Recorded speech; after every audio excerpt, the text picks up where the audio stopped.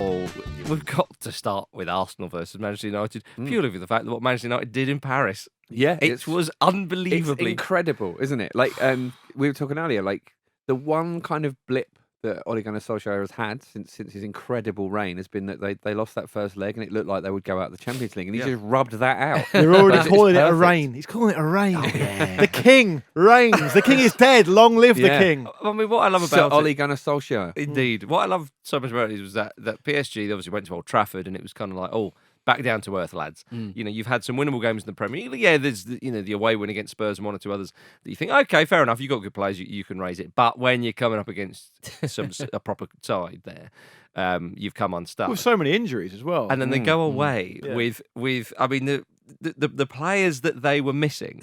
Now, I mean, even Eric Bailly came off after 36 Which, by the way, minutes. was a good thing, given how he started. True enough. True enough. That wasn't. That was. It's like tactical. someone had it instilled in him the spirit of Chris Smalling. Although Chris And Smalling, Chris what Smalling a had vital. Chris Smalling had like Vidic in him. There's some sort of body swap comedy going on. It was, yeah. Well, Alexis Sanchez has not been brilliant for Manchester United, but he was out nonetheless, and he would have probably started the game if he was fit. You would imagine Herrera, Lingard, Mata, Matic, Martial, Jones, There was so Valencia, Darmian, and Pogba was suspended. There were so many videos on Instagram of the players who were terribly injured in their front rooms dancing around. Yeah. Like, there was so many of them. It was. I mean, they started with Scott McTominay. Now, some people may think that's a surprise. I mean, he was player of the season last season. Yeah, have a bit of respect. So it's about time he got a start. That means the result isn't really that surprising. No, Can you use, take a can you step use his back. full name as well, please? Manchester United current holder of player of the season. Scott Jose McTominay. Mourinho, Scott McTominay. First signing when he takes over at Real Madrid. Absolutely, yeah. Fred Ashley Young was put into the midfield. Pereira was in there. I mean, the bit aside containing Mbappe, Di Maria, Draxler, Verratti, Marquinhos, Thiago Silva, and Dani Alves. Okay, Neymar was out, but still, they were 2-0 up from the first leg. Neymar's face on the bench. Take that face. I've got no particular beef with Neymar. I find him quite frustrating to watch, particularly in like a big tournament. But I understand he's a very talented player, and the football world is richer with him in it. But take that face he had when that penalty was awarded and inject that directly into my veins. That's all I need. All I need is the air that I breathe. Yeah. And that. Because it was incredible to watch. Yeah, I'd say something. Romelu Lukaku's having a lovely old time, and I think that Solskjaer's managed that situation. This is how I'm interpreting it, because everything he seems to be doing is turning to gold. Obviously, Lukaku wasn't in the side when Solskjaer took over. Lukaku wasn't scoring. He wasn't firing on all cylinders. I think Solskjaer, and as I say, I'm choosing to interpret it this way, deserves credit there, because what he's coming, he's brought such a good feel good factor there. Everybody's suddenly playing. Everyone's having a lovely old time. It's almost a bit like Gareth Southgate in England, but Lukaku wasn't playing very well. And I think Solskjaer has, he's got probably put his arm around him, or however he needs to manage the player, and has given Lukaku that drive and hunger, thinking, I want a piece of this. Yeah. I want to get involved in this side. And he's waited and waited, and now he's deployed him, and now he's scoring goals. Well, I wouldn't be surprised if that's the way it's played out. I agree with your sentiment. My assessment is slightly different. Okay. My assessment is that he was playing under Mourinho, but he wasn't playing well. And what Solskjaer was able to do because of the situation, because he was a temporary manager, because it didn't really matter, because he didn't have to be in hock to these big money signings, because he's gone in there and essentially the situation is, look, you've mucked this up and you've brought me in to sort it out. I'm going to do whatever I want. He's got the freedom. So he was able to leave Lukaku out. Whereas, of course, it was much more difficult for Mourinho to do that because Mourinho wanted him. He came in for a lot of money. And Mourinho he likes that type of forward. Of course, almost like a defensive, especially away from him, like a defensive forward. Yeah. But you're absolutely right in the second part of what you said, I think, which is that Lukaku has seen that from the bench and thought, you know what, I need to be a part of this big time. He And looks like Solskjaer's picking players on merit, which is obviously really important. He just looks like a different player. But I think more than putting the arm round Lukaku, I think he's sort of saying, just hit the ball. Yeah. You know, take a chance, Yeah. hit the ball. And look at how he profited from a spill from the goalkeeper. Yeah. The Lukaku of last season would not be doing that. Would not be doing Well, he that. pounced on 2 errors. Yeah, massively. Absolutely. And I was really pleased for him because I think he's a fine player, but he's also a very streaky player. And he's taken a lot of criticism from people, possibly fairly, saying that he's not quite that very, very top level. He's got obvious technical deficiencies in his game, and for the money they paid for him, he's not quite that level. Sure. And last night, he's played a huge part in a famous night for a really storied, traditionally huge European team, and he's etched a bit of his contribution onto the history of that club, which is really important for a player who costs that amount of money and really wants to punch his way through to the very top table. And the reason I say that is not to criticise him, but because when you talk about the finest strikers in world football, you might be forgiven for having Romelu Lukaku slightly below that. But if he carries on, this is difficult for him to do, but if he takes his goals take them through to a European Champions League final or something, you might be reassessing that. Two of those around and you're away. Yeah, exactly. And that's what he's doing at the moment. Exactly. Like it's phenomenal, isn't it? I mean, no one wants them in the quarters, right? Because it's a weird thing to say about Man United, but given the context of their recent seasons, they're a bit of a sort of unknown quantity because that feel-good factor is so energising for them. Just to rub it into the PSG, if you were to say, right, you'll win away from home 2-0, and then the team you're coming up against is playing 4-4-2 with that line-up and all the rest of with 10 players missing. you'd take that, wouldn't you? I think that might be worse than the Barcelona comeback. It's not as dramatic, but on paper it might be. But you know what? This week in football, and we'll talk a bit about Spurs in a bit, because it applies to them as well for a different reason. But this week in football, I feel like it's been about mentalities. Yeah. It's been what Solskjaer's done really well is he's tapped into the tradition that United have in this competition. He knows the club. Exactly. They've lost their way a little bit. We all know that. But he's instilled in them a mentality which is, look, the same way Real Madrid have done. Well, obviously they went out, but traditionally Real Madrid do this as well. This is our competition. Well, Klopp does with Liverpool. Yeah, the most famous nights we've had have been in this competition, and it means something to play for this club in this competition. So go out there and do it. Now, of course, on the other side of the pitch, you've got PSG, who've really struggled, despite all their money, despite all their input, and despite all the players they've got and the managers they've been through to put their stamp on this competition, something they're desperate to do more than anything else. And I think the occasion last night, again, for however many seasons it's been in a row now, has got to them, and they've not been beyond the quarter-final in this competition, I don't think at all. Have they? Was it a penalty? No. Yes. Yeah, I think it was. I think it was a definite penalty. Right. Interesting. Yeah. But it's what I liked about it, and I've said it before, I just like the fact that VAR added something to the occasion rather than subtracted, which it has done in every other occasion I've seen it. It added drama, it added a little bit of that, and it was a handball. He made himself a little bit bigger. Again, you won't have seen them given before because, to be quite frank, it was really quick, centimetres away from his body, the arm. It's a gutting situation for the player, but if we're going to bring VAR for decisions that are supposedly binary, this one definitely falls on the side of it's definitely handball. Yeah, the rules about handball are changing, and they're changing on the day of the Champions League final. It feels like it's true. Why do that? I know.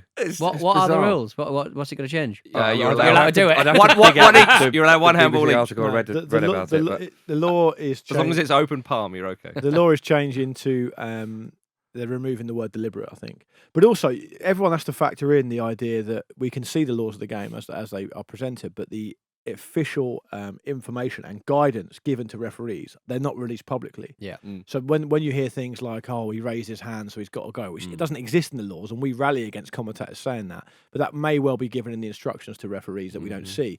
And I think the handball law is applicable to that, because it must be that they've been told if the arms are in an unnatural position, or as you said, Marcus, or Pete, the body's been made bigger, they give it for that. But for me, I feel like We'll wait and see what happens with this new law. But for me, it feels like any time the ball strikes the hand or the arm, it's given as a penalty. And I don't know if that's the spirit of the game.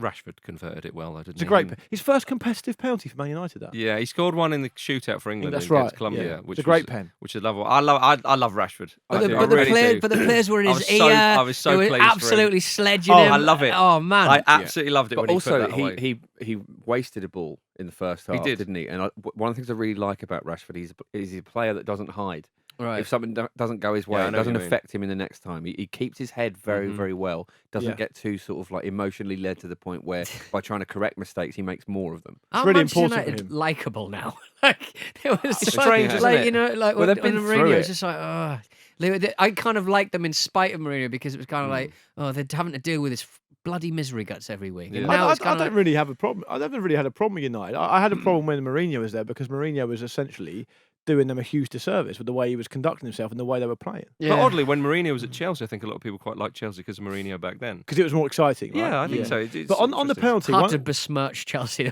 is it really? well, one thing that shouldn't history. escape the notice is the role Lukaku played in that penalty, because Verratti tried to get over and intimidate Rashford, and Lukaku stood in the way of it, and Verratti took sort of one look at Lukaku and started walking back the other way. He just put his body in the way, and Verratti just didn't want to know. It was the ref was at the keeper, wasn't he? Yeah. I love it. Well, yeah, I mean they are playing Arsenal though. We can't forget.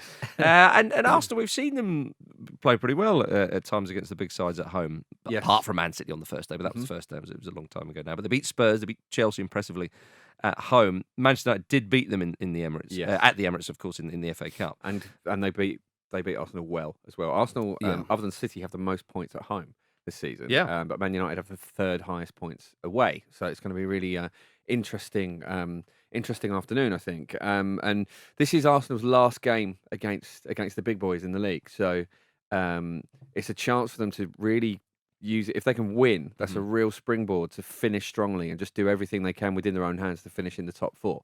But either way, it's an advantage because Arsenal have been playing very, very well. So if they can keep that up. How do you think he'll approach it? Do you think he'll go for the jugular? I think he would take a draw. And I Emery? think, yeah, I think so. It's not up to him, it's Mustafi. Yeah. Well, he's okay. So you think he's the I Emery's don't not think he'll gonna... set up for a draw. I want to make that clear, but Sure, I think sure. he does like to switch it up within games. So I think No, he but will he feel go out. for them? Because when they played Chelsea and Spurs, they went for them. I think he will see how that pans out in the first half. Yes, because the thing with Man United is such a devastating counter-attacking team at the moment. There's a lot of players out though. Well, indeed, but they're still energised, and Solskjaer seems to be very good at keeping that going regardless of personnel. So I think he will approach this with a little bit of caution actually compared to a lot of those home games because of the form United are in. I don't know if I agree that he went for Spurs. Certainly not at Wembley. They had double the ball. What are the Emirates? Yeah, no. So They you were mean at the two Emirates? balls. Yeah, the I'm Emirates very is much very talking about home Fine, games. okay, fair enough. In which case, yeah, of course, you're absolutely correct. The thing I like about Arsenal now is they've started to defend a lot better. Last 2 or 3 weeks, they look a lot. They dealt with Spurs pretty well at Wembley. I mean, Spurs had a lot of the ball, but apart from the mistake that Mustafi made, Arsenal looked pretty comfortable. And that's a real platform for them. I think that's a real boost to their confidence. Yeah. It's probably no coincidence that with the exception of Bellerin, they've got all their defenders back now, haven't they? Yeah. So that'll be a bonus for them. But they're going to be without Torreira. So is that going to be a big miss for them, Jim? It Ozil's not is. in that role. Yeah. It is, but Torreira's Roll his sleeves up. Torreira's been rotated heavily anyway, so it's no guarantee that he would have started. He's highly likely to have, but that is what it is, isn't it? And Guendouzi's done a good job. He's a little too Guendouziastic sometimes. Yeah. So as long as he's on his game and he doesn't sort of try and overplay something in a silly position, which he's slightly guilty of, but he's 19, so you've got to let him learn that himself. It's a loss, but I don't think it necessarily means that Arsenal have no chance. I mean, they are playing tonight in the Well, League as there's well. that. So But that's Torreira, important. you would assume playing that. And sure. Ren will take a lot of confidence They from will some do. of the other results they've seen. Some of the other results they've seen. Man United are now 11-10 to finish in the top four. So £10 with Bet365 returns £21 including stake, and that is obviously along with the Man City Liverpool thing. That's becoming a really exciting part of the Premier League season. yeah. Isn't it? Well, will we see Mason Greenwood get his Premier League debut? Like to see it. Imagine that his debut Yeah. coming on in that Yeah. game. Just see out the game. Yeah. Get us a winner. And Chong as well came. He's only made a couple of subs appearances. And that's really cool as well. Two Marcus, I academy think. players Yeah, it's finished great. that game. It's great because Solskjaer, that's another thing about Solskjaer tapping into the tradition of the club.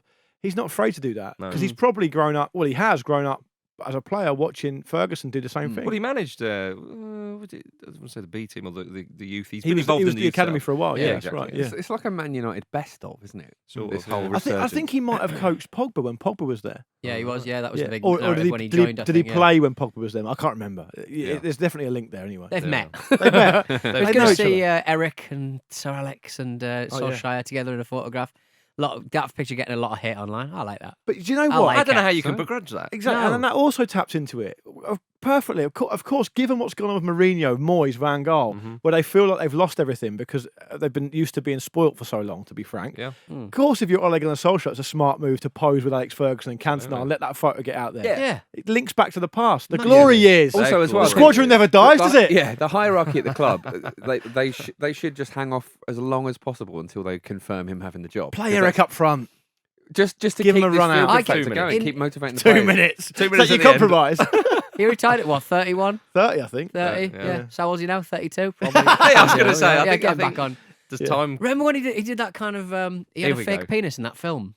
Eric Remember? Cantona? He had a fake penis and He he was gets in- it out and it's Was he in like gigantic. an Elizabethan drama or something? Yes. Yeah. And he's called, I think he's like remember it vaguely. a notable, what would you call him? Libertine. He gets Yeah. his willy out. Yeah. Oh, right. There we go. And so Well, that's what, whenever I see Eric Cantona in his later years, I just think of that scene, really. Well, looking at Cardiff versus West Ham. Now, Neil Warnock believes it's between them and Southampton in a straight shootout for Premier League survival. Sol Bamba.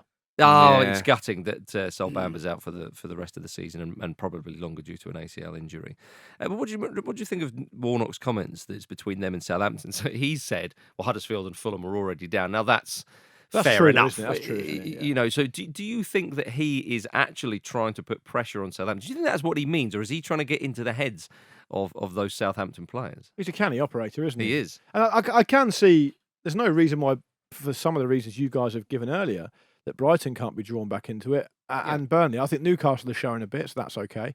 The only thing on the Fulham, I'm just reluctant to completely write them off after I saw them against Chelsea because they did show a lot then. And they're going to have a lot more easy opponents to come than Chelsea. Well, they have some creative players and people who can... But they're 10 points adrift with, with 9 games left. It seems very unlikely now with Fulham. Yeah. And to be perfectly honest with you, this is the thing about the Premier League and the Championship. You know, watching Fulham in the Championship was glorious. Now I know they don't. It'd be quite a strange thing if they got relegated and they went to Jokanovic. Do you fancy getting us back up again? But it was really, really great watching Fulham in the Championship. And when you were talking about Brighton, how they had to kind of change their game, and everybody does. Unless you're like a Wolves or something like that, or even a Cardiff, they don't have to change their game that much. They're more defensive, of course, rather than attacking. But someone like Fulham, you have to rip up the book and say, right, what are we going to do here? I wouldn't be surprised. Obviously, fans want the best for their club, and the best is to survive. So don't get me wrong, Fulham fans will be wanting to survive and stay in the Premier League. However, there will be consolation in the fact that, you know what, as long as it's not a disaster and you lose everybody and you're there for ages, you go down to the Championship, you regroup, keep some of your core players and whatnot, and get some results. It's not the worst thing to happen to you. So in this chat of the Cardiff City West Ham match, should Scott Parker have been given the Fulham job, Marcus? Because you got an email on this subject basically, which made me laugh.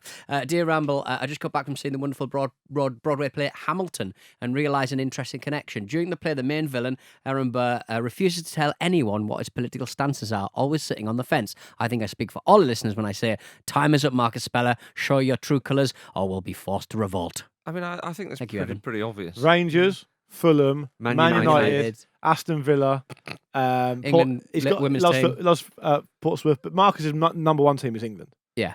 In any age level. Yeah. Men, women, the whole lot. You and James Horncastle. James Horncastle, underrated England fan. He loves England. He Yeah, never he talks does. about it because it's against his it doesn't quite sit with his Italian. His European aesthetic. credentials. Yeah. I think with James, it was dormant, and then when we had the Ramble social World Cup party. he England went crazy. versus Have you seen his Tunisia. tattoos? I brought that They're out of him. So extreme. His extreme bulldog Lot of tattoos. bulldogs. Yeah. Can I go back to the question? Please, Cardiff At some versus point West in Ham. the distant past, you said, Yes. Do I agree with Warnock or do we agree with Warnock? Yes. I think it's one of those four: Brighton, Burnley, Southampton, or Cardiff. And obviously, Cardiff and Southampton are in the most precarious positions.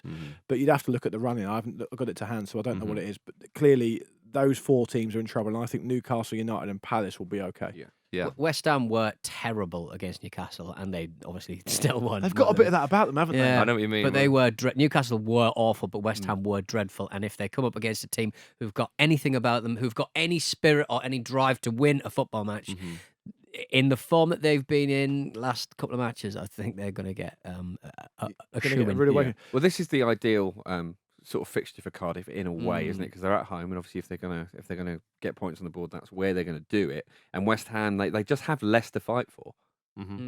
Yeah, true. That's true. That Declan becomes Rice though is the best English player ever. Yeah. Currently, Yeah. The way he's obviously very good, but the way the plaudits are speaking about him is he's a real top player.